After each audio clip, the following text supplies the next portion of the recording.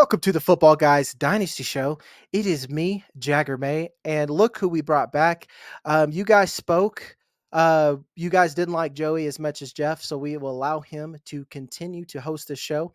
And from Player Profile, we got Theo Gremminger. He's a fellow meme lord. He's like one of my favorite followers because, like, a guy knows memes, and he's one of them.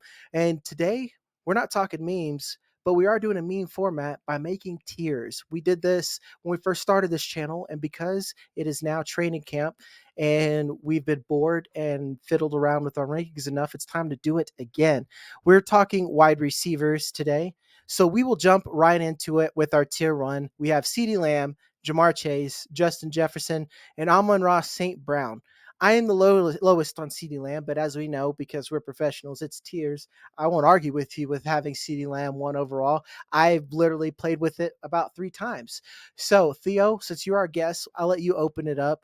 Do you think that Ceedee's the unquestioned wide receiver one, or do you think there's a little bit of debate? No, I think there's a little bit of debate. I think it's really the God tier at the top. It's any way you want to rank it in terms of trade equity, in terms of startup value, in terms of on the field production, and in terms of guys that we can bet on being a threat for being the wide receiver one overall for the next few seasons. Lamb, Chase, and Jefferson all are sort of in their own mini tier. And if you have an opportunity, if somebody's like, hey, I'll trade you Jamar Chase plus to get Ceedee Lamb, I'm totally fine with making that deal. Same thing with Jefferson. But when I look at Lamb, it comes down to this season, guys. And the wide receiver one overall has led the league in targets and receptions for 3 straight seasons. And I don't see why Ceedee Lamb can't do it again this year when you factor in the target competition, when you factor in what they have at the running back position, and when you factor in Dak Prescott's preference for him as his unquestioned alpha. I think Ceedee Lamb for me is my 101. And this year matters. Even though it's Dynasty, this year absolutely matters. So I would bet on him to score the most points of the 3 this year. Perfect age for Ceedee Lamb to dominate, but all 3 of those guys are fine. You could go any way you want. I know mine, I put one overall, and again, as you guys watched on here, my reasoning is very simple, and I always say it's like sorting a spreadsheet, how I kind of make these decisions. And Jamar Chase is my one because I think he has the most quarterback security. That is it. That is literally it. Dak Prescott is good. Justin Jefferson's good enough to where I think he'll be fine over there. But that's what put Jamar Chase over me, put him number one for me. Jeff, do you have anything to add there? You got Jamar Chase's too. Does a QB situation, I know, like we said, this is a God tier. He's probably fine, but does a QB situation have Justin Jefferson firmly at 3 for you? I wouldn't say firmly. It's definitely a tier, but it's definitely a significant consideration. And really, when you look at having Joe Burrow with Jamar Chase and having Dak Prescott with Ceedee Lamb, there's a difference there. Either you're going to have Sam Darnold or you're going to have J.J. McCarthy, both unproven long term, and it's going to certainly be McCarthy long term. But whether or not he can deliver relative to Burrow and Prescott, I mean, there's no other concerns there. And I think that going into last year, if you looked at last year, the idea that Justin Jefferson wouldn't be Dynasty wide receiver one at this time last year was kind of crazy to put that out in the industry. Then here a year later, he's 3. And I think that's pretty common across the board. And it really does come down to the quarterback. And that's a significant separator when you're talking about this tier at the top. Yeah, and it's not so much that Justin Jefferson got worse. It's just a lot of that talent just kind of rose up there with him, like Ceedee Lamb, for instance. Ceedee Lamb, unless you're one of those crazy people that said he's not an alpha, last year, most of us considered him a wide receiver one, but we didn't have him like a tier 1 wide receiver. If anything, he was Garrett Wilson before it was cool, kind of, but him making that leap has been significant. Amon Ra St. Brown's making that leap. Another significant move, as you guys could see, my wide receiver rankings is about to go out on Twitter again. So I hope the community forgives me because for a while I was considered the worst of all time. I've officially put Amon Ra St. Brown at 4 for myself, or a lot higher. And I'm not going to lie, it's straight up watching receiver. That dude's a psychopath. And that did it for me. That dude is a straight psychopath. When I saw him like crushing 405 and the way that he talks, I know that isn't data driven and that is a little bit vibes. But that when you're working within a tier, all it takes is a little bit of vibes for me. Per usual, Jeff, you are pretty high on Marvin Harrison Jr. Theo, you seem to be right there with us. I know it's been gaining steam that you know, maybe we're too high on Marvin Harrison Jr. because he hasn't done it yet. And then I've seen some fun stats that Jamar Chase had the greatest wide receiver season of all time, but he's in one and only outlier. But it's dynasty and it doesn't matter. So is that where you're at with Marvin Harrison Jr.? Because that's where me or Jeff is. You know, the chances of him being good are a lot better than him being like outside the top 32 outside of injury. Yeah, I think that he's kind of too big to fail, sort of like a Bijan Robinson of the wide receiver position, where if Marvin Harrison Jr. got hurt tomorrow and missed the season, he's still going to maintain an immense amount of value. And all he's got to do is play very well this year. He doesn't have to play exceptional. I think that he's going to, if he gives you like wide receiver 12 production with his profile moving forward, he's going to gain a lot. And I realize he's steamed up considerably, but trade equity also matters for us as dynasty managers. And if you have Marvin Harrison Jr. on your roster, you have so much flexibility to basically do whatever you want, because I think you're going to get wide receiver one production. Like, he makes sense for rebuilding teams. He makes sense for teams that are win now. I absolutely love him. And really for me, it's him and Amon Ra St. Brown sort of are right there if I'm doing dynasty startups. Amon Ra St. Brown has a little bit of like Antonio Brown to him if there's like the bull case for the next few years, with sort of what we've seen with the maturation of his game and sort of the nuance to him where he's a red zone machine. I think that's one thing about Amon Ra St. Brown that sort of gets swept under the rug, is just how many red zone targets he gets. So I think his touchdown production is very high. That being said, if you really want to take Marvin Harrison Jr. at wide receiver 4, I'm okay with it. I think those two guys are in sort of their own little mini tier. I just think Marvin Harrison Jr. at the end of the day has the potential to lead the NFL all wide receivers in touchdown receptions. I think he's going to be an absolute monster in the red zone. I think he's going to be a high target earner. And we've already seen Kyler Murray attached to an alpha wide receiver 1. The first year he got DeAndre Hopkins could have easily finished wide receiver 1 that season. So I think this is going to be a really fast process for Marvin Harrison Jr. And I think there's going to be a lot of like the I need to see it first type drafters upset when they watch even like week 1 and week 2. I think it's going to be very apparent what you passed up if you don't have any Marvin Harrison Jr. Yeah, and I'm one where I'm even willing to be patient with these wide receivers where I will put you in my lineup or in my flex until like week 6, and then I'm panicking because like we saw that with Justin Jefferson. You remember, you know, there's that whole time where like he's not even starting, but you know, because this wide receiver I can't even think of anymore at the at this point, and they catch on towards the tail end of the season, and we're all pretty much in lockstep with Garrett Wilson again. This was me being a little bit more realistic at the opportunity of all the other ones, and like more putting Marvin Harrison up into a tier and not so much moving Garrett Wilson down. Before we move on to our next tier, I will invite you guys, as always, to like and subscribe. It really helps out our channel. Make sure you give us your thoughts. For the most part, I am pretty good at answering all your comments. Please be patient this month, folks. It was our 4th of July and my birthday. So the beer got in the way of a few of your questions, but I'm back with you now. And with that being said, don't just help us here.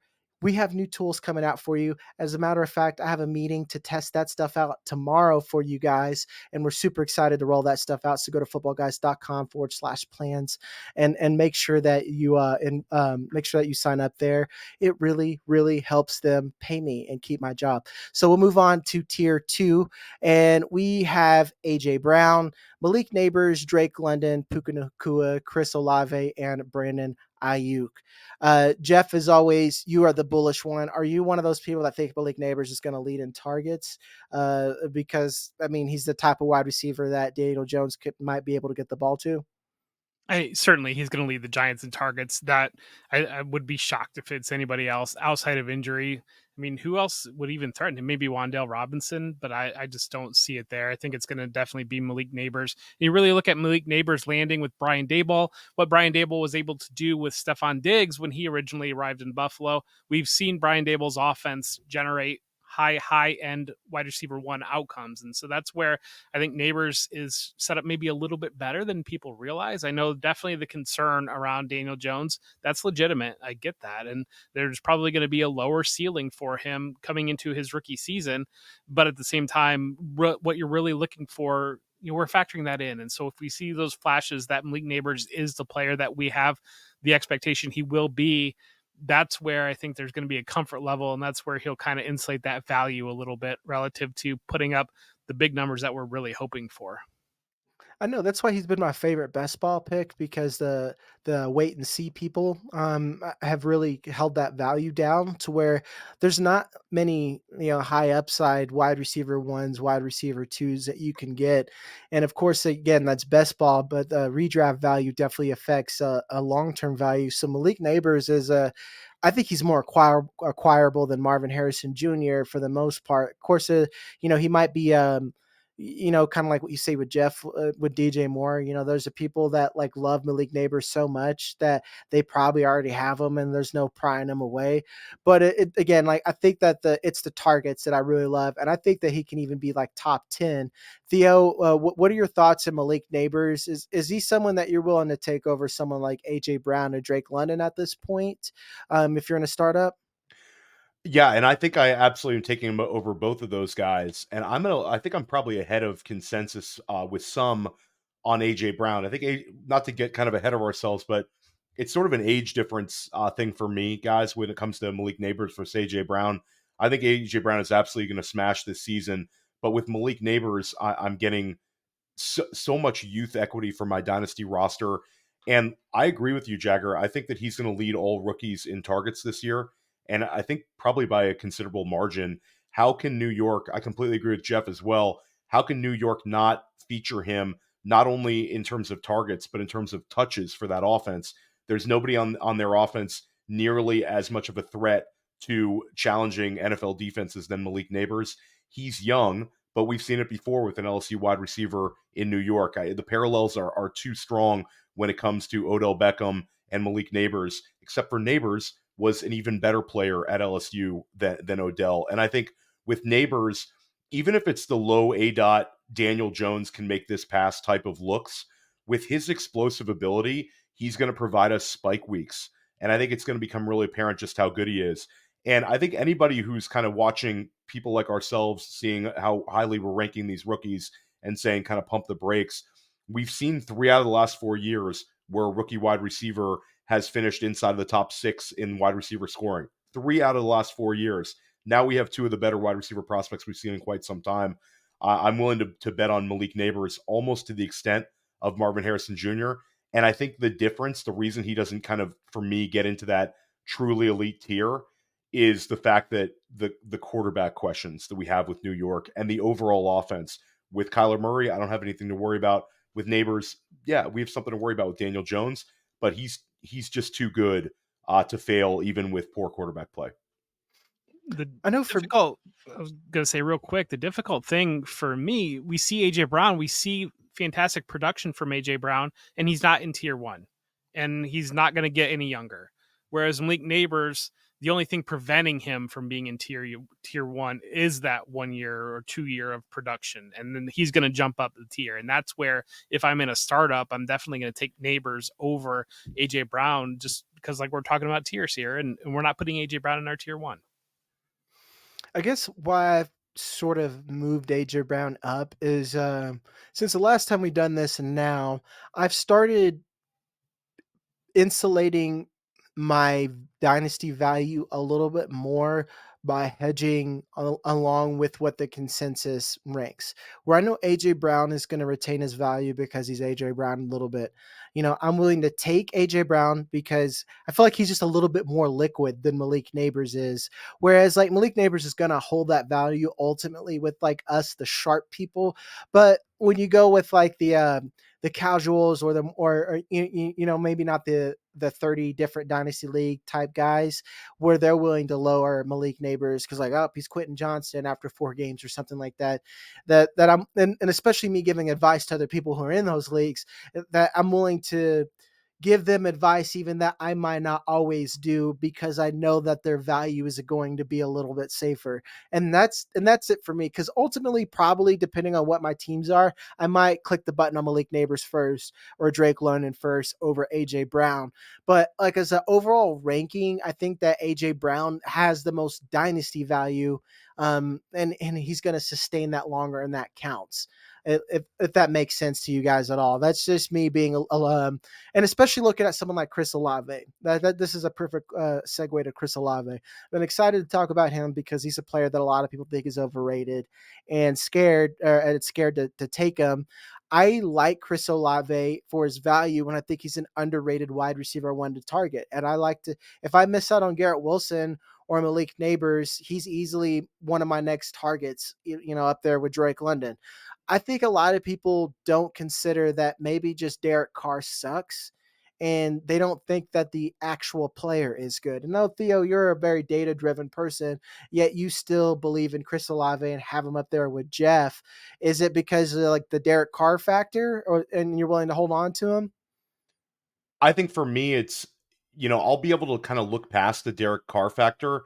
We don't have too many players with sort of this combination of potentially a high target ceiling, where we've seen him go from like 120 targets to nearly 140 targets. The natural next step would be just to crack that 150, 160 target. Then you're talking about truly elite target numbers. And then you combine that with the air yards. His air yards are insane. So there's going to be a season where we get a massive spike season out of Chris Olave.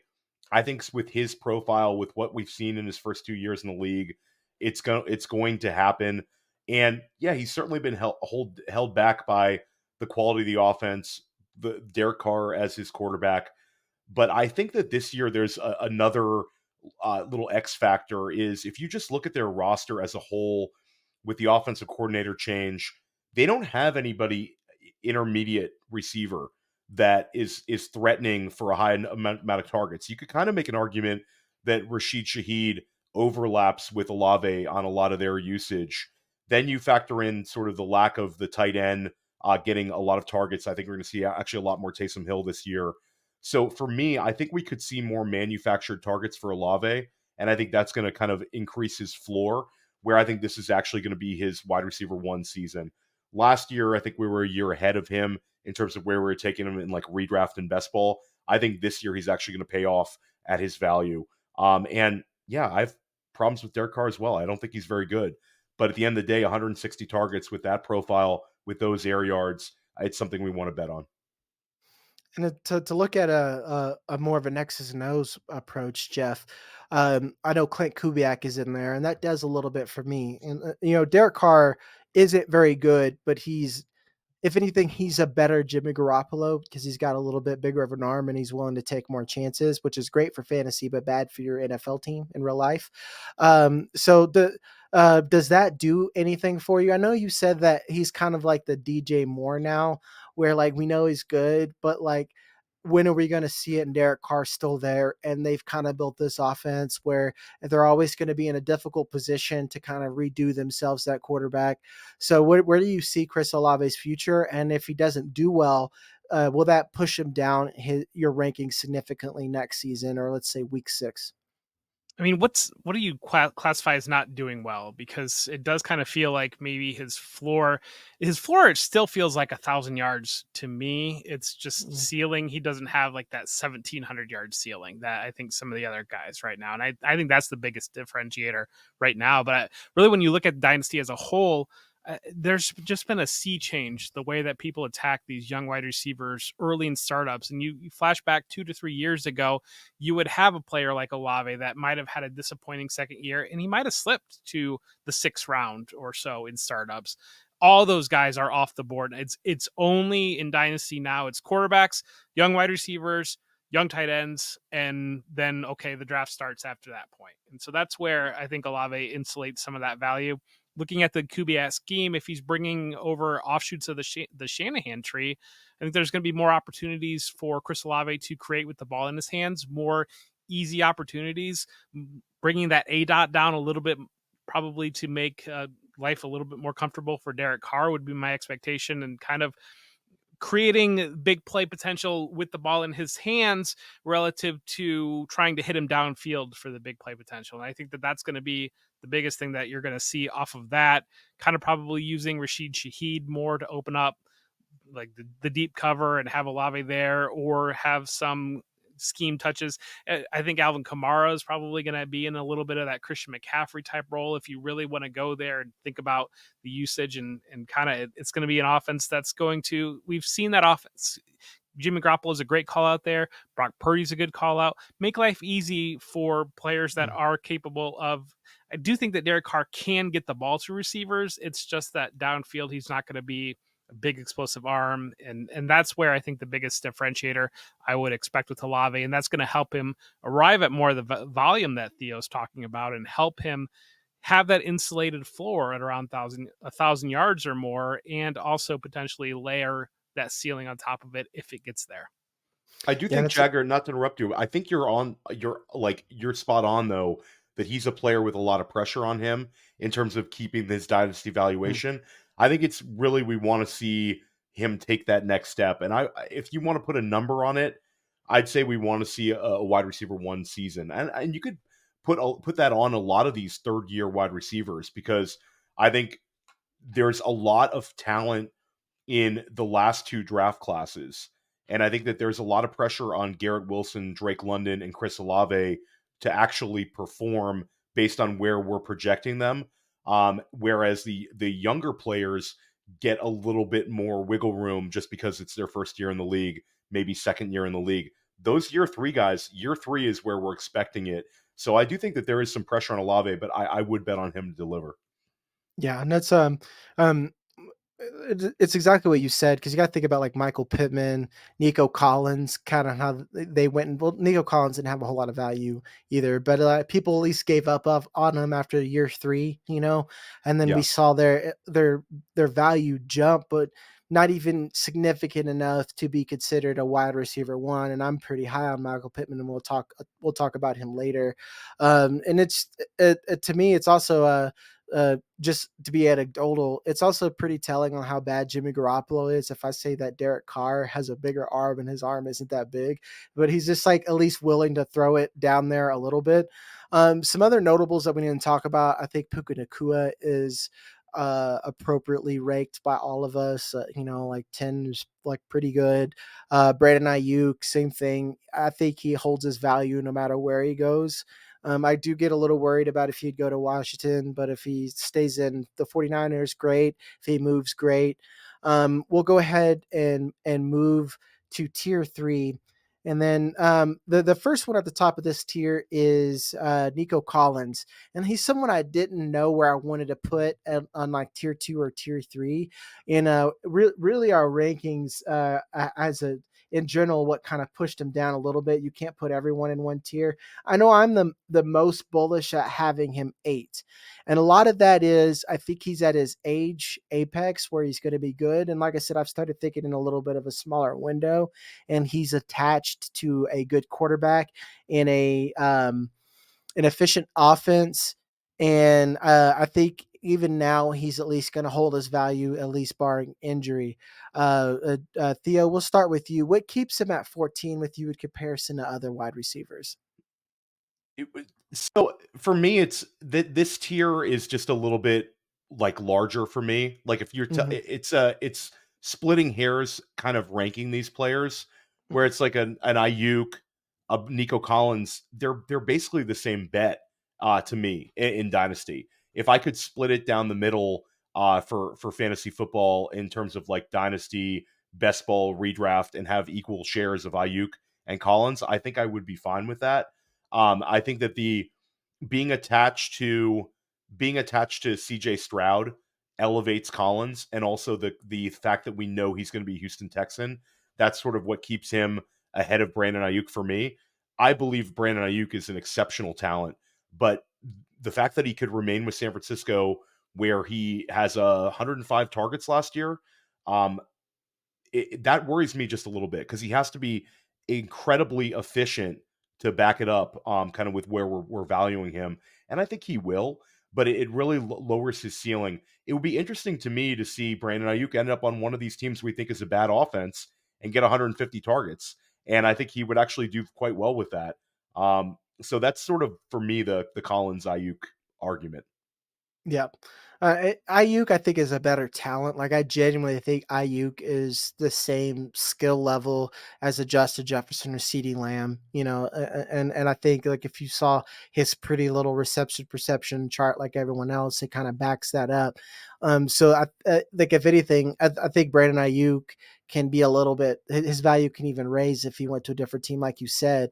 And with on the contrary, Nico Collins, I'm willing to bet on the efficiency, because, like, I got a friend who's actually working on quantifying efficiency between different offensive systems and stuff like that, so we have a better idea on these bets. But from what I know, betting on these Shanahan outside zone schemes, these modified West Coast schemes are pretty good, because they make Sam Darnold's they polish the turd like Sam Darnold. To give you that example, Jeff, to flip it over to you.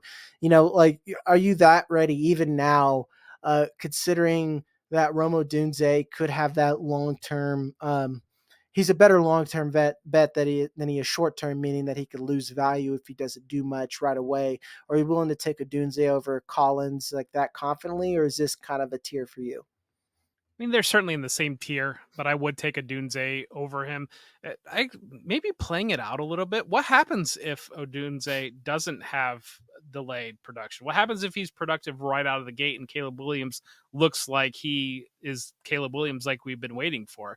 And then flip it on the other side. What happens if all the talk between CJ Stroud and Tank Dell turns out to be true, and Tank Dell's really his go-to, and Stephon Diggs hasn't lost it, and it's kind of sitting as a Tank Dell 1A, Nico Collins 1B, Diggs 1C type of a split there. I mean, what happens value wise? And I think that under that type of a circumstance, I think Rome Odunze vaults probably 2 tiers potentially. And so that's where it's a little bit of a Malik Nabers bet on, you're buying now, you're certainly buying risk when you buy right now, but at the same time, you might be buying a tier 1 player. I don't know that I'm really bullish on Nico Collins, but I'm a little bit concerned. One, because of the way that I hear Stroud talking about Dell, but two, then you start hearing camp stories about Stephon Diggs looks phenomenal. And so if there's going to be a 3-way split there, I mean, there's going to have to be a lot of targeted volume to just those 3 players, I think, to deliver on the expectations that fantasy community has put on these top players. And so I think it's an interesting scenario there. And I think there's certainly path to Odunze not having that delayed production. I mean, I'm a little bit hesitant on Keenan Allen.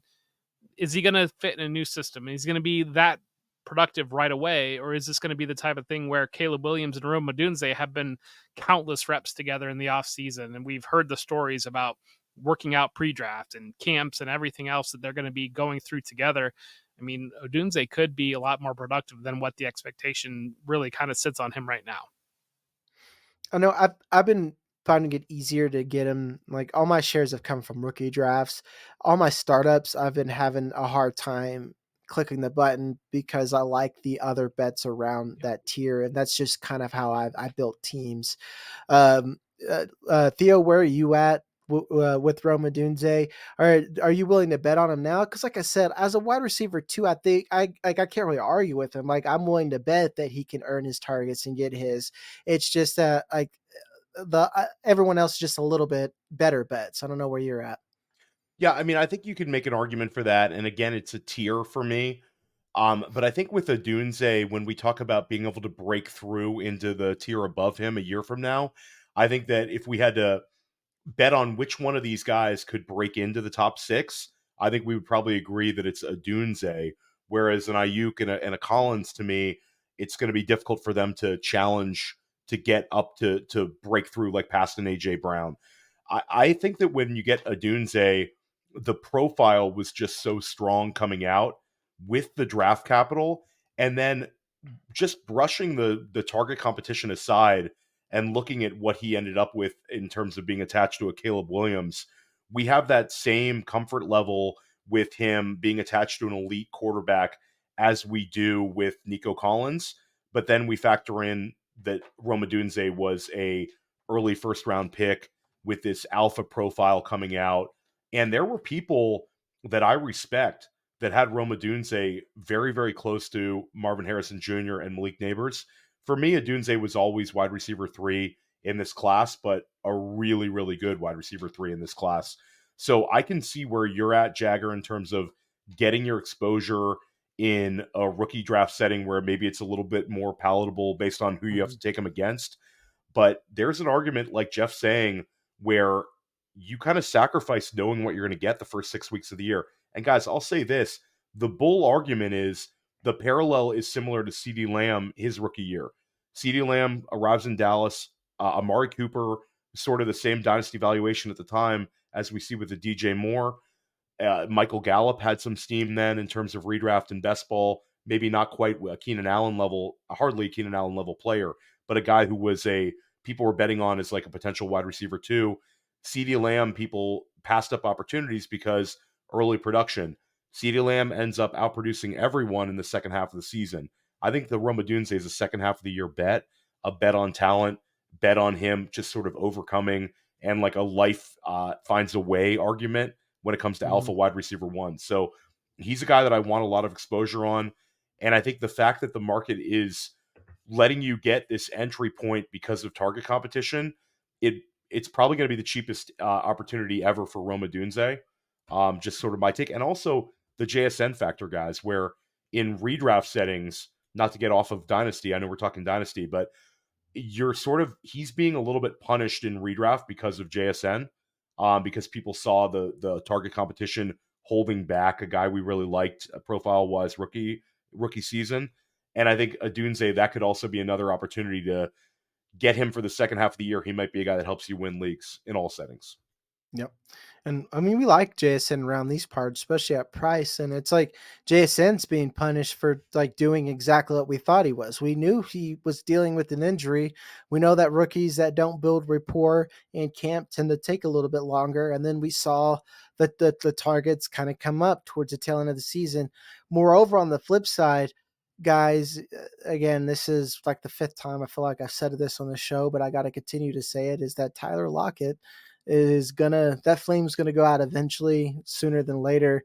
And then to reinforce it even more, and I guess kind of to prove both of you right, Rome Odunze is just a better prospect than JSN. So he's just overall a better bet. Like Yeah. JSN was always going to be like if he was going to be alpha, he was going to be a Cooper Kupp alpha, whereas Rome Odunze has the profile to be more of a Jamar Chase than anything. So it doesn't make a lot of sense. As we move deeper in this tier, this is where I feel like it's the hardest area to rank. We got Tyreek Hill, who is again, he's one where I feel like he's going to hold so much value in season that I almost like to draft him. Whereas Rome Odunze, I feel like he's easier, like I said, to acquire in a rookie draft or to trade for than he is to do on a startup. Theo, where are you at with Tyreek Hill? I know that Jeff, and kind of myself agree that this is the time to sell. So, like, if anything, I would try to be smart and maybe get too cute, and I would draft him and immediately try to trade him if this was a startup. Is he someone that you're still trying to get or will roster in Dynasty, or is he getting too old? It's very much roster dependent. I'm an ageist when it comes to Dynasty, like I'm sure you guys are. I don't want old, dusty wide receivers. The thing is, Tyreek Hill, he's playing at such an exceptional level that a 2-year window with Tyreek Hill really amplifies your chances to win. And at the end of the day, winning matters. Whereas some of these other older wide receivers, you can create a nightmare scenario in your head where they lose value like immediately. Like 6 weeks into the season, we realize a potential scenario where Stephon Diggs is getting outscored by Nico Collins every single week, with Tank Dell potentially outscoring him. Where Tyreek Hill, I just don't see it. I think that he's such a great player in such a great scheme. That being said, yeah, I mean, if your roster can't, if you're looking at your roster right now and I don't have a top 4 roster in my Dynasty League, then I'm potentially looking for entry points out of Tyreek Hill without worrying about injury. There is an argument, though, if you can stomach it. If you want to sell Tyreek Hill, don't sell him now. Wait until it's October 1st and he's potentially the wide receiver 1 overall. Every time you go look at your redraft rankings and the guy's averaging 20 plus points per game, he might have more value to your opponents than he does right now when we're talking about July and everybody thinks their wide receivers are going to score. Yeah. Because potentially you could get Tyreek Hill for any of these wide receivers in this tier and a first.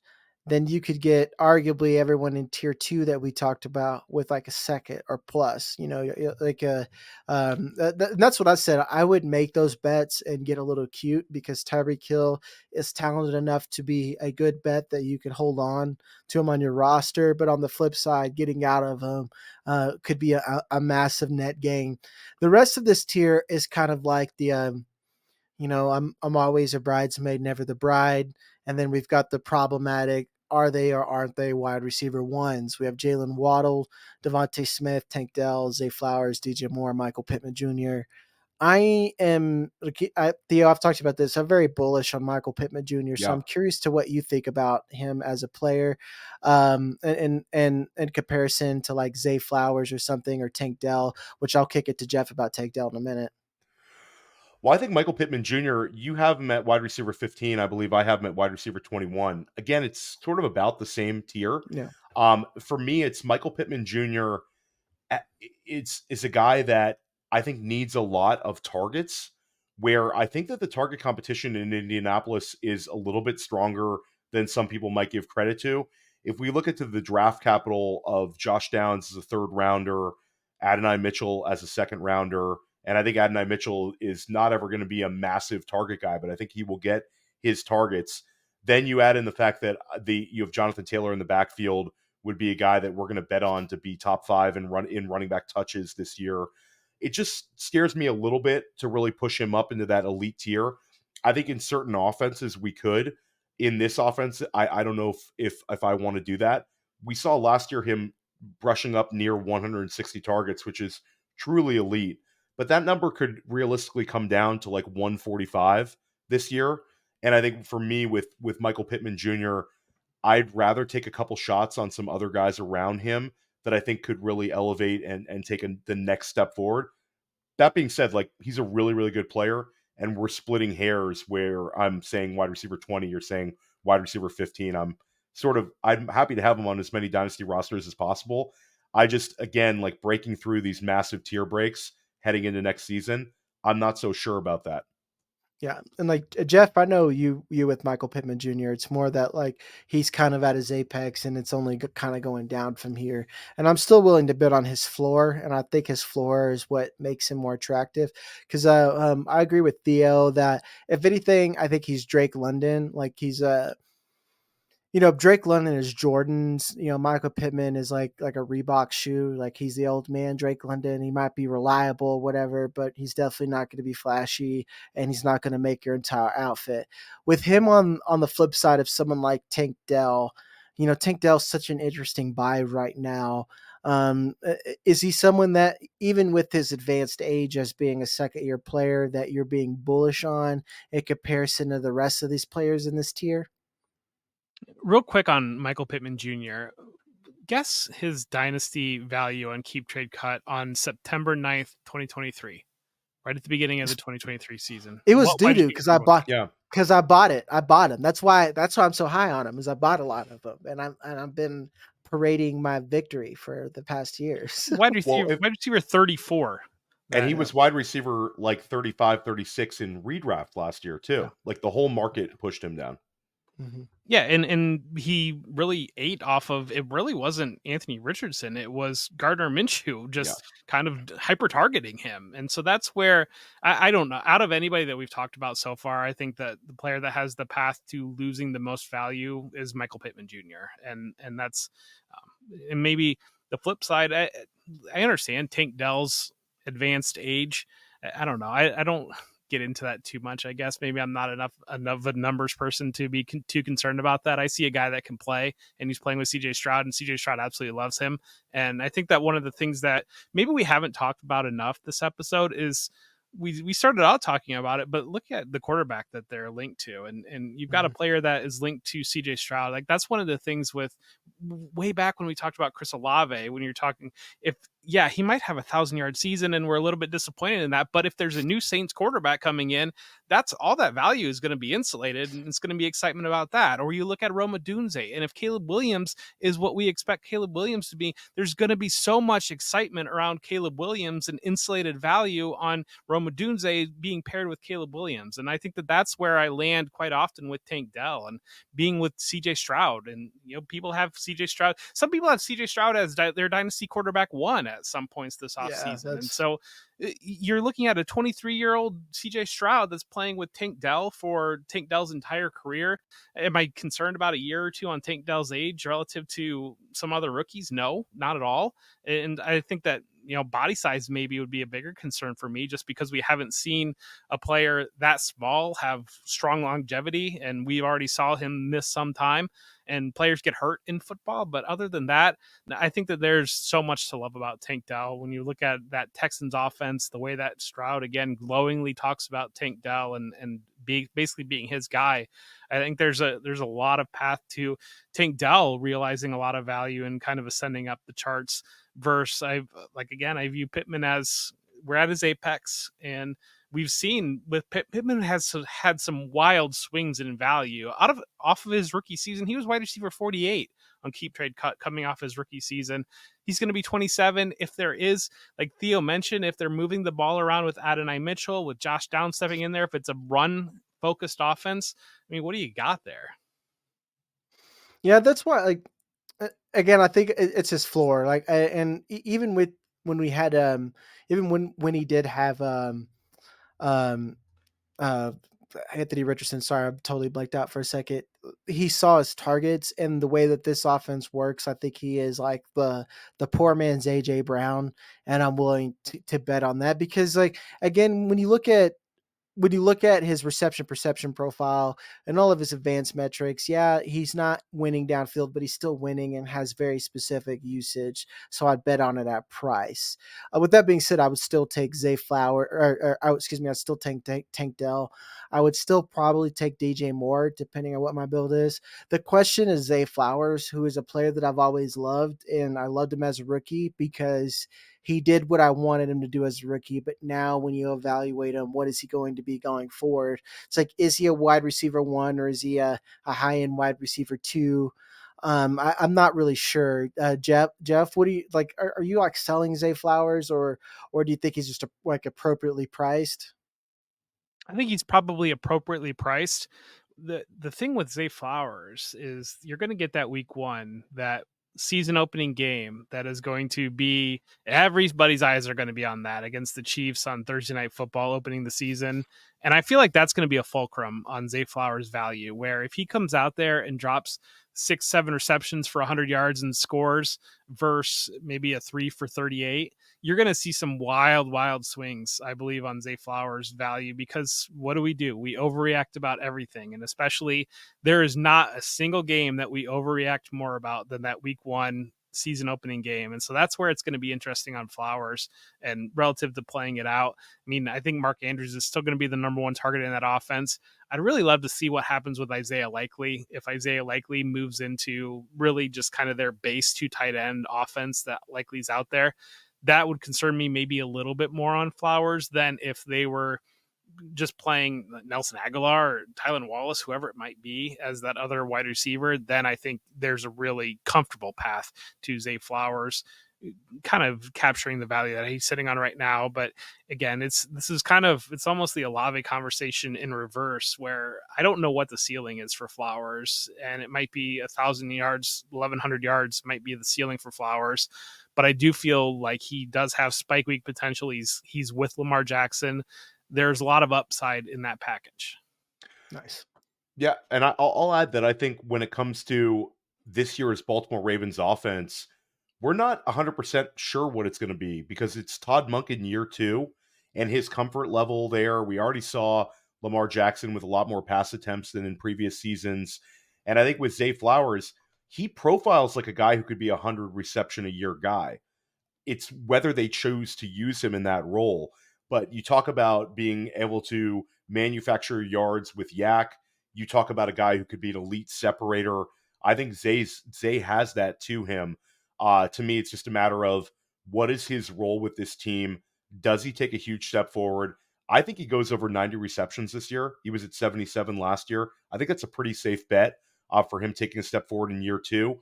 But could he be a 100 reception guy? Could he be a guy where we look back and we say Zay Flowers had more receptions than like Derek Mason for his Ravens record? I think that's in the wheelhouse as well. So I think he's sort of a range of outcomes guy, but he's also very safe because he's attached to an elite quarterback in an elite offense. And they used a first round pick on him and he delivered. So why not expect a little bit more this year? Yeah, he's definitely a safe floor guy. With that being said, we will move on to tier 4. And here's a player that I've yo-yoed on since he was a rookie, and that's George Pickens. Theo, where are you at with George Pickens? This next tier of Pickens, T. Higgins, Rashee Rice, DK Metcalf, Brian Thomas Jr., you want to talk about range of outcomes? I think this tier, with the exception of Metcalf, we know what he is, and kind of Higgins – and I guess no, including Higgins, the value of what could happen to this tier, including Brian Thomas Jr., could be wild. George Pickens, I don't know what he is as a player quite yet. Like, can he take that next leap? You're the most bullish on him, so I Yeah. think that you're a believer, right? Yeah. I mean, I think when you look at it, it's a weird parallel when we're getting a offensive coordinator discount on a player. And I think that's really where we're at. If we would have seen the situations reversed and we would have seen Pittsburgh hiring Zach Robinson and Atlanta hiring whoever, there's a chance that we could see George Pickens right now and he would have been moving well up the dynasty rankings and also be going higher in redraft. Drake London obviously has that alpha profile, not taking anything away from Drake London with that statement, but we're getting sort of the people saying it happens every year with George Pickens where people sort of fade him. There's people who really didn't like him coming out. There's people who didn't like him after his rookie year. But you're talking about a guy who had led the league in yards per reception as a second year player. And also, Jagger, you referenced guys being fully healthy. Like George Pickens, we're talking about a guy who coming off of a major injury his rookie year. Now he's fully healthy. Last year, he took a big step forward, goes over 1,100 yards receiving, leads the league in yards per reception. I do worry a little bit about the target ceiling with Arthur Smith. We've never seen an Arthur Smith wide receiver have a like 125 targets, let alone elite numbers. But when we factor in George Pickens' profile, we factor in his age, 23 years old. He's younger than a couple of these rookie wide receivers that are ranked on this list, younger than a Purcell, younger than a Xavier Legette. And we also look at the fact that he's sort of the unquestioned alpha in Pittsburgh. We don't have that history with an Arthur Smith-led offense where these wide receivers are crushing, including A.J. Brown for that matter. Like he even held A.J. Brown back in terms of the targets. But we do have it under Mike Tomlin. And Mike Tomlin, if you're going to pick an NFL head coach that is absolutely in charge of the entire scope of the team and has a big say in what his offensive coordinator is going to do, he brought Arthur Smith in. They suffered through the Matt Canada seasons. I think there's going to be an understanding that George Pickens is a guy that for this team to win that division, he's got to take a step forward. And I talk about players who can break through tiers. With George Pickens' profile, if he takes a big step forward, this is a guy who can gain a ton of dynasty value for us over this next season if he takes that step forward that I think he can. So I think profile-wise, he's got it. Situation-wise, in terms of target competition, he's right there. It's just a overcoming the offensive scheme and breaking through to being like a 130 target guy, 125 target guy. I think if he does that, I think we see George Pickens gain dynasty value this year. Not to be too long-winded on my Pickens bull case. No, I mean that's why I asked you. You defended him pretty well. I know he's someone that I like when you think about the trades you didn't make and the trades that you were getting offered. I wish I would have clicked the button a couple of more times, especially when you think about the that safe floor. Because again, kind of what Jeff was saying. Another thing that people are down on is I believe in Russell Wilson. And that's like me being a Fields guy as well. Like I really like Justin Fields, but everything I said, like for this season, this is Russell Wilson's team and he looks good. And Russell Wilson wasn't terrible last season. For some reason, For some reason, the Sean Payton just hated him, and I think a lot of that is Russ is a little bit more of an improviser, and Sean Payton wants his system to be the star as much as his quarterback. So he's someone I like a little bit more. DK Metcalf, I used to like him as a wide receiver 2 better than a wide receiver 1. Now I even like him better than a wide receiver 3, even like him as a wide receiver 2. We know what he is. Brian Thomas Jr., I like him a lot as a wide receiver 2 if I've built that way, if I built a little bit more running back heavy. Jeff, I don't think I've really asked you too much on Brian Thomas. Or like, is he someone that you're drafting a lot? Or are you waiting for like a disappointing season or something to get him later? Do you own a lot of him now from rookie drafts? I got some of him because he kind of slipped a little bit in drafts that were post draft, and so that's where I was able to grab him. I know, like in my home league, I got him at like the 201, and I was pretty Wow. thrilled with That's that. great. So, but I really, yes, I want to grab Brian Thomas because when I look at Jacksonville, I think that a lot of people have kind of cast him as only this vertical attacking player that's going to be boom or bust, and what's going to happen there. But they kind of have Gabe Davis to do that. They have Gabe Davis to run in a straight line and to block people. And when I look at Thomas, I think that they're going to, at least using a first round pick on him and Trevor Lawrence's comfort level with a bigger receiver like that, I think there's a lot more there than people realize. And I think that there's a type of player that's going to be worked a lot more short to intermediate to deep routes and attacking at all 3 levels, and primed and profiled as that true number one receiver in that Jacksonville offense. And maybe he doesn't get there his rookie year, but I think that if you're somebody that has thought of him only solely as a deep threat, I think that there's enough raw, pure ability there to grow into a player that can win at all 3 levels and can be a feature receiver. And so that's where I'm buying on him.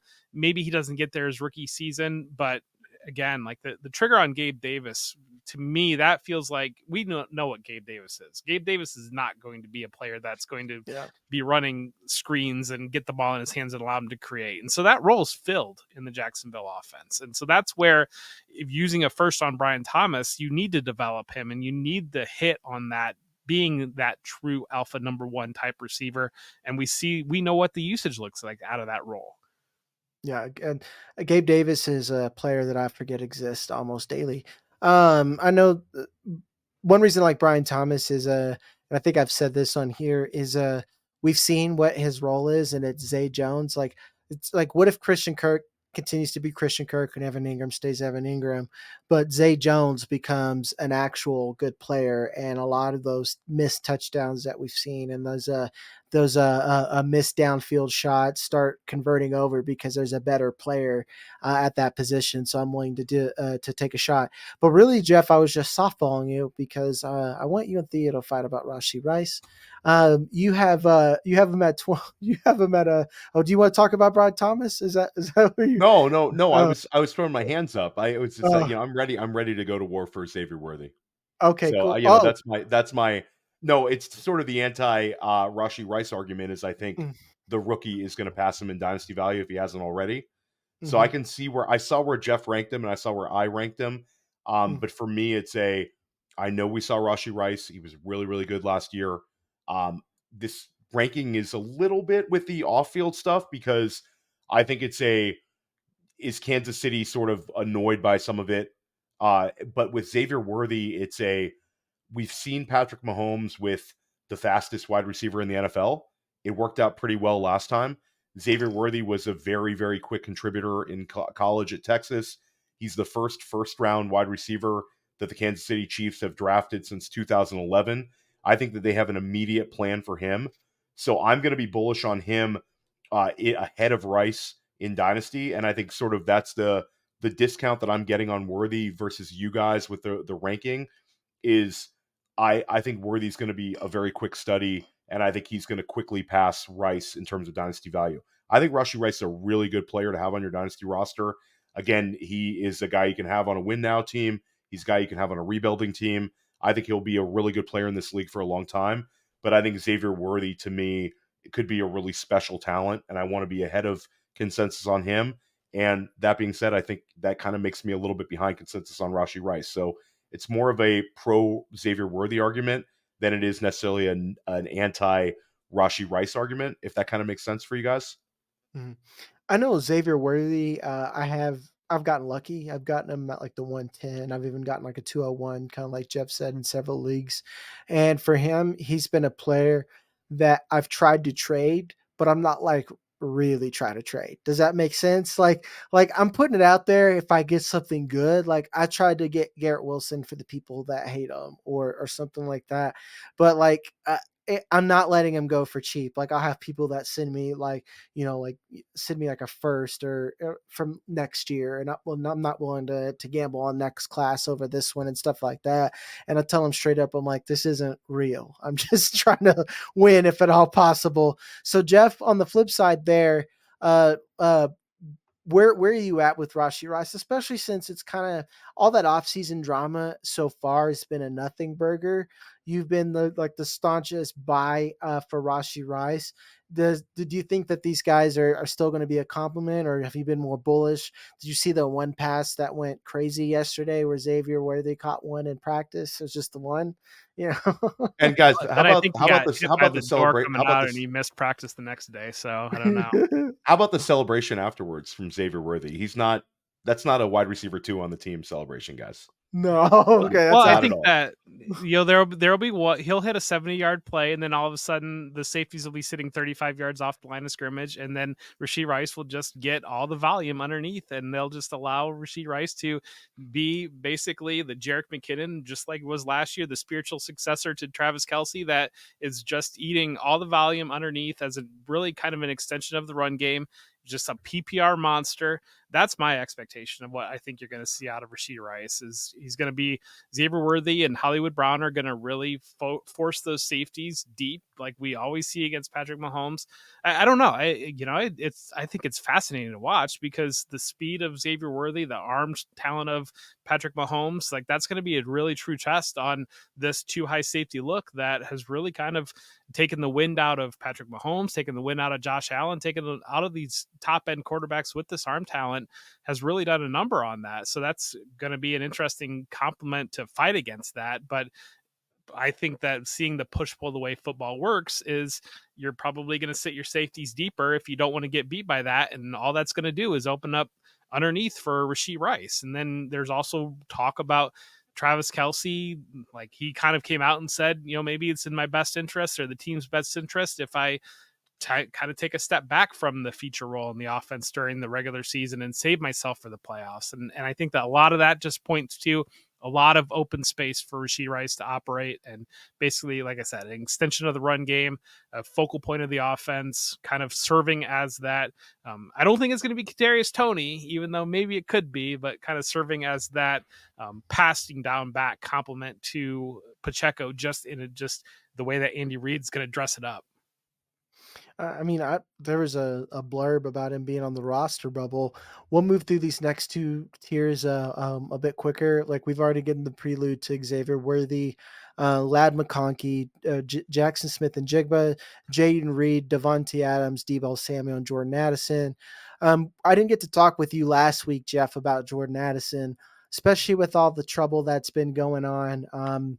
And he can't seem to be able to keep his nose clean. Where are you at with him now? I know you have him. You have him ranked at 30. We all pretty much have him 30, 31. This is someone that kind of crept up in the top 24 for some, and we're definitely seeing that fall now. Yeah, I think that he is a difference making player. And I think that when you look at kind of the discount's already built in. Like we've already kind of have the expectation he's going to have a bad season because what's the quarterback situation, and now he got in trouble off the field. And so it's kind of one of those situations, in the listener league 3, I traded for him. I traded Jalen Polk and Kendre Miller, and I got back Jordan Addison. And so I did that in that league because basically when I'm looking at it, if I believe in a player, especially a young receiver, has the ability, and we're already just discounting him because we think he's going to be bad, then I make that bet and I'll buy it. And if he's good, how much value does he catapult off of that? Yeah. Yeah, I know I said we should fade him now, and, like, I guess if I'm rebuilding, I'm willing to buy him, and, like, let's say if he gets a suspension or something like that, I think undoubtedly he's gonna have a pop game, and then I'll try to flip him again. Because, like I said, I think that, even if he falls in value, he can yo-yo back up to his current value, and then eventually people are willing to buy him again a little bit higher at a than what I think he's actually worth. Theo, you're down there with us. Is he someone that you even willing to roster at this point, or do you think he's at least a rebuild target? Oh, I think he's absolutely a rebuild target. He flashed too much last year, and he's also attached to Minnesota drafts JJ McCarthy. They want to surround him with as much talent as possible. Obviously Jordan Addison's doing stuff off the field that we don't love. But at the end of the day, the rookie year production, the fact that he was a first round pick for the organization, and the fact that he's attached to a first round quarterback, I think buys him some time there. This is all provided he doesn't do something else off the field, but we'll give him the benefit of the doubt. Um, and I'm okay having him on a dynasty roster. Like we said, the fact that we have him at 30, I think that subconsciously, if this last off the field incident didn't happen, we all collectively probably would have had him a little bit higher. So for me, I'll take a little bit of discount there on a player that I do think is talented. Now is attached to a first round quarterback, so we kind of know his quarterback future, and we saw it on the field last year as well. So I'm happy to have some Jordan Addison on my dynasty rosters. I don't think this is the time to sell him. I don't think this is a panic sell time. I think you want to let him get back on a football field. Remind your league mates that this guy really can play. Uh, Jagger, you referenced the fact that you think he'll have a spike week. I absolutely agree with you on that. That's just sort of been his MO. So I think you hold tight. If you want to sell, wait till it's in the season. But I'm okay if I'm a rebuilding team, just taking him at a reduced price, holding him on my roster, and letting the chips fall where they lie for 2025. Mhm. And I'm going to go right back to you. Moving back up the list, Lad McConkey's another divisive player. He's someone I don't care about the numbers. I don't care about what they say. I know a lot of people say if he was good, they would feature him more, and a tight end wouldn't be the top target in an offense. I just I don't think people really understand Georgia and how willing they are to run the ball and do what works to impose their will, regardless of what they have in their on their roster. Where are you at with Lad McConkey? Do you think that he's a good talent, or do you think that him just being available and the draft capital, you just kind of have to rake him that high, or is it both? That could also be an option. I think both is a little bit of an option. I do agree with you. And the fact that he was not as highly targeted, attached to an offense that continually would use two tight end sets and feature their tight end. And also, it wasn't just featuring a tight end, it was featuring the tight end, like an Yeah. exceptional talent in Brock Bowers, maybe the next guy. I mean, we could have a whole tight end show right now, guys, on Brock Bowers alone. But Lad McConkey, like landing with Justin Herbert, that matters. And I think anybody who thinks it doesn't is not playing Dynasty the correct way.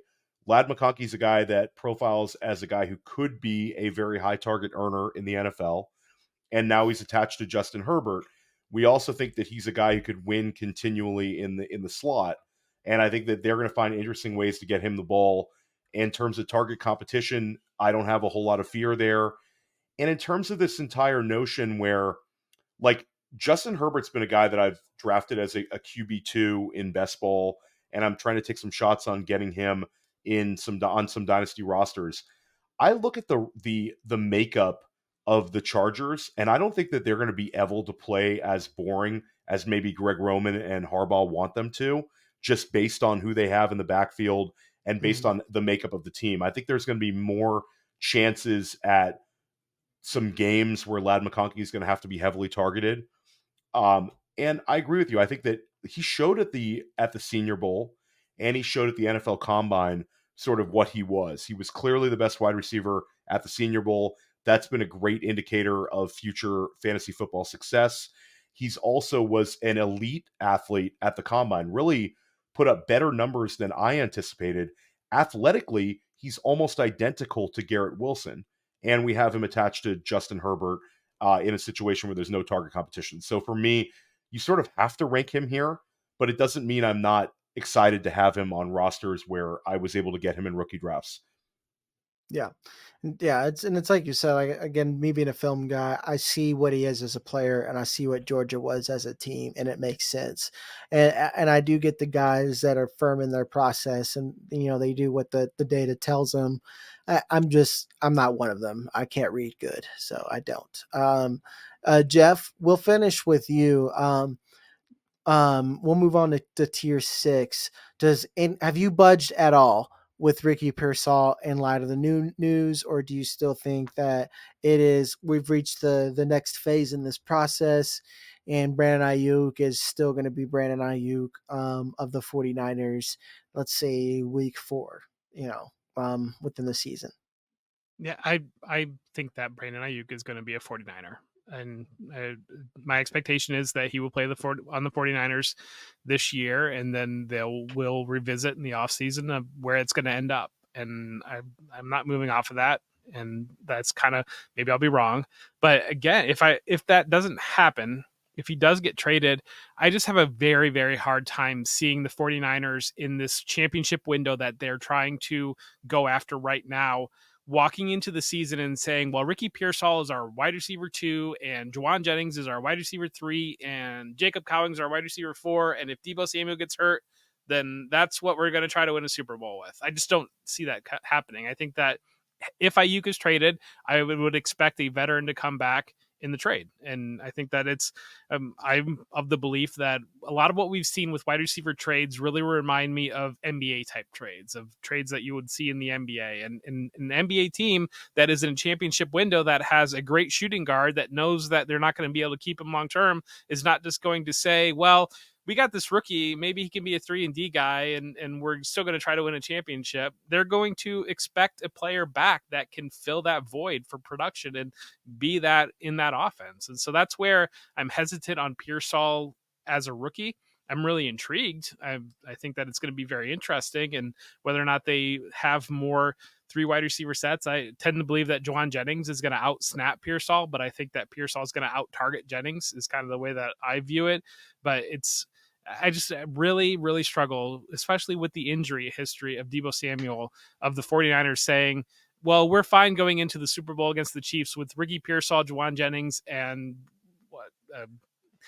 Ronnie Bell as our Jacob wide Cowan. three. Jacob Cowan. Yeah. No, I don't see that happening. And I guess we can't rule out that Deebo could be the odd man out either. But do you think that if they could trade him, I think I said a month or so, or 2 months ago when we talked about this originally, that if Deebo Samuel could not be a 49er, he would not be a 49er. And they kind of, if they wanted to trade Brandon Aiyuk, he would not be a 49er. So that's kind of my view on it. If they could get a package for Deebo, I think that they would be willing to pull the trigger on that. I just think it's such a scheme-specific fit for Deebo Samuel that I don't know that any team is willing to meet what their asking price would be. Yeah, I think Deebo means more to the 49ers than he ever could for any other team. Yeah. Like that's why I think it's hard to move him. But yeah, it makes sense. What's interesting is that I am more bullish on Ricky Pearsall because I'm not willing to think that everything's going to be okay. But we both have him ranked at wide receiver 34. So Theo, you don't have him ranked. Where are you at on it? Do you think Aiyuk's staying or? I only went to wide receiver 30 in my rankings, guys. So the night caught up with me. So it's a mystery to you guys where I have Ricky Pearsall. But I think wide receiver 34 is fine. And I'll say, like, we've seen a track record with San Francisco drafting wide receivers in this range with elite athleticism. Deebo Samuel, Brandon Aiyuk, Ricky Pearsall, all going within 10 picks of one another in terms of the actual NFL draft. The fact that they pushed him into the first round, guys, I think speaks volumes to what they think of Ricky Pearsall. And I think that those reps with, like, we saw Shanahan talking about how valuable these reps were for, like, Ricky Pearsall at, like, OTAs, where he was able to get in those extra reps with guys missing. I think Pearsall profiles well enough that I would be bullish on him if one of these guys was moved. I think that he would have some value. and I think they'd figure out a way to use him. And I think that this offense would be able to scheme well enough for him. Not necessarily Deebo touches, but certainly in some of the ways they use Brandon Aiyuk. And I think also with he's got another out in terms of dynasty value where George Kittle could potentially break down. I love George Kittle. George Kittle was fantastic last year, but every time George Kittle has the ball in his hands or he sets a block, you hold your breath as a dynasty manager. He takes on big hits. It's just the nature of the way he plays. And I think based on the roster, if George Kittle were to miss time, they would have to use more 3 wide receiver sets and have to feature a 3rd wide receiver just based on the way that offense is looking. So I think Ricky Pearsall has several outs in terms of gaining dynasty value. Athletically, he's right there. NFL draft capital, he's right there. So I'm willing to be somewhat bullish on Pearsall. Mm. Yeah, and that's just like I guess Theo, you kind of like went around like this point, hit it around it. But what makes me have him ahead of Jeff is that maybe I'm not like super bullish on Aiyuk leaving the 49ers as I give it off. I just don't believe Jawan Jennings is going to be the wide receiver 3 as much as Jeff does. Because I think where the 49ers were or at as a franchise, that first round pick held more value than Juwan Jennings' contract did. Juwan Jennings, I think, is going to be quality depth. And we've seen the 49ers kind of just value players differently than other teams do. So, like, basically what I'm saying, Jeff, is like, yeah, I feel like definitely if any team would be willing to roll out Juwan Jennings as their wide receiver 3 or 4, I think that the 49ers would be the most confident in doing that because Kyle Shanahan has been proven to be that confident. Will they do that? No. But on top of that, I definitely think that Ricky Pearsall is going to have every opportunity to be the wide receiver 3 at the least. Because like Theo said, we know that one of those 3 guys are going to miss time. It's football. And on top of that, we know Deebo Samuel's injury history. That he's due for 3 or 4 games, but on the flip side, he's going to give you 2 hat tricks, or something like that to make up with it. And, his value is kind of appropriate. We'll finish it off with these last couple of guys. I think that someone else, the guy we'll finish on is Diontae Johnson, someone who's underrated, someone now that I'm thinking about it, he's on my list. I keep like, now when you go on the toilet after this show, send out trades for Diontae Johnson, because we know he's good as a player. We have the charting for it. We've just known that Kenny Pickett's been that bad. So Theo, you got to think that Diontae Johnson's a target. If you're wide receiver needy, or even if you're not, you could potentially have him as a flex player. So I guess the real question isn't Diontae Johnson the player. Do you think Bryce Young and Dave Canales can make that offense take the next step to where we're not just buying another 2023 Diontae? If anyone's going to take the next step with Bryce Young, it's Dave Canales. We saw it with Baker Mayfield. We saw it with Geno Smith. We saw how much dynasty value those guys gained. And Russell Wilson's best season as a pro was attached to Dave Canales. So for me, Dave Canales is a great fit for Bryce Young.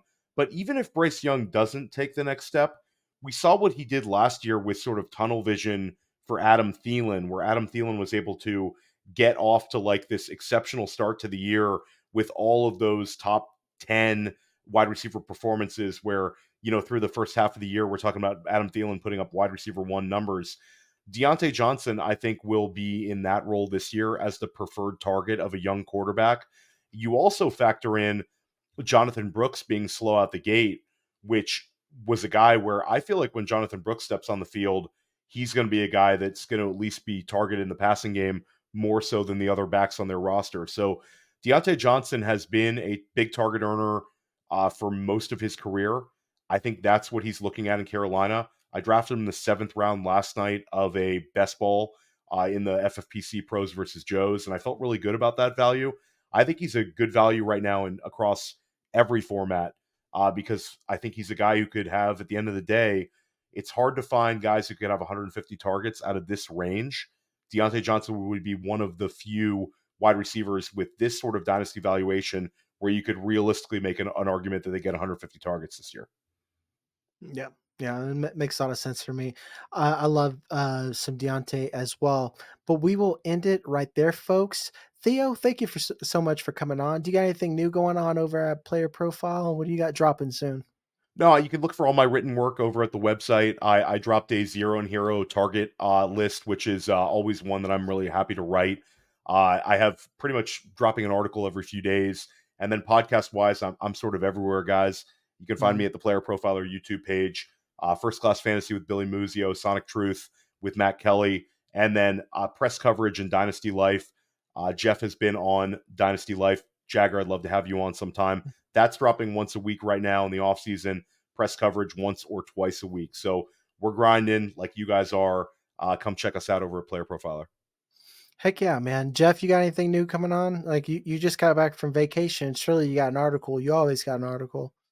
Well, actually, some cross pollination. I have a spotlight about Diontae Johnson that is loaded into the site that should be coming soon. So there you go, Joe. We cross pollinate a little bit. I want the Podfather to know that I did not call Player Profile Roto Underworld on this episode. So I think that's a big W from the last time we had somebody that I was affiliated with you guys on. And so no, it is those spotlights. Make sure to like and subscribe and just trying to write as much as I can. So Yeah.